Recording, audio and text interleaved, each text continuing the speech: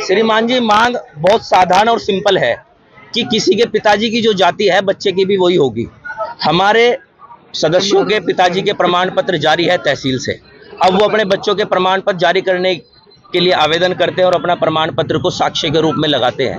तहसील प्रशासन को इतनी समझ नहीं है कि किसी के पिताजी की जाति भी उसके बच्चे की हो सकती है। वो उस साक्ष्य को नकारते हैं, जबकि उन्हीं की तहसील से वो जाति प्रमाण पत्र जारी है।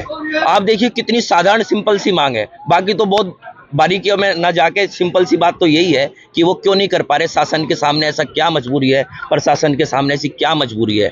धनगर हम पूरे उत्तर प्रदेश में सभी विधानसभाओं पे निवास करते हैं, बढ़ चढ़ के अपने वोट डालते हैं, सरकार के सभी काम में हम सहयोग करते हैं, संविधान के रूप से पालन करते हैं। लेकिन 80 वर्ष हो गए देश आज़ाद हुए, धनगर को पूर्ण तरह से स्वतंत्रता कोई भी सरकार नहीं दे पाई। आपने पैदल मार्च किया है, क्या मुख्य मांगे रखी? हमने संवैधानिक रूप से पैदल मार्च, हमें अधिकार मिला है संविधान में, हमने उसे बारिश में, धनगर समाज इतनी बारिश में, जो जहां अन्य समाज के लोग अपने घरों में हैं, धनगर समाज की इतनी पीड़ा है कि वो बारिश में उसे अपने आप को रोक नहीं पाई, क्योंकि उनके बच्चों के एडमिशन होने हैं, कहीं नौकरियों में जाने हैं, प्रमाण पत्र भी। कहाँ से पैदल मार्च शुरू किया? ये फ्रेंड्स कॉलोनी, इंदिरा कॉलोनी से के बीच पार्क के पास से पैदल मार्च किया है। आप सोचिए, हम लोग अभी भी हमारे समाज के साथ तो इतने चीज़ें दिक्कतें करते हैं। अभी बघेल एक लड़की थी 13 साल की, मैं उसको भी श्रद्धांजलि देता हूँ। आप देखिए, क्या हमारे संसद में, लोकसभा में, विधानसभा में महिला नहीं है?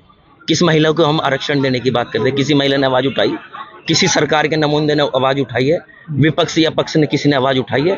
नहीं। हमारा समाज दबा कुचला है, इसलिए हमारे समाज को कोई सहायता नहीं करता। यही किसी स्वर्ण जाति या किसी और से लड़की होती तो पैदल मार्च भी होता है, मोमबत्तियों से श्रद्धांजलि भी दी जाती, हा हुल्ला भी होता। हमें हमारी आवाज़ को हमेशा दबाने का कार्य करते हैं। समाज के मंत्री भी हैं भाई साहब, उन्हें वो सुविधा दे के सरकार ने चुप बैठा रखा है, उनके बस का कुछ नहीं। मेरे समाज की बात नहीं है। आप बताइए, पुरानी महिलाएं नहीं है लोकसभा में? क्या सदस्य नहीं है लोकसभा में महिलाएं? क्या किसी के बेटी नहीं है? 13 साल की बच्ची और 32 आदमी बलात्कार करते हैं? क्या है? ऐसे ही धनगर समाज के जो प्रमाण पत्र है वो जारी नहीं कर रहे। ठीक।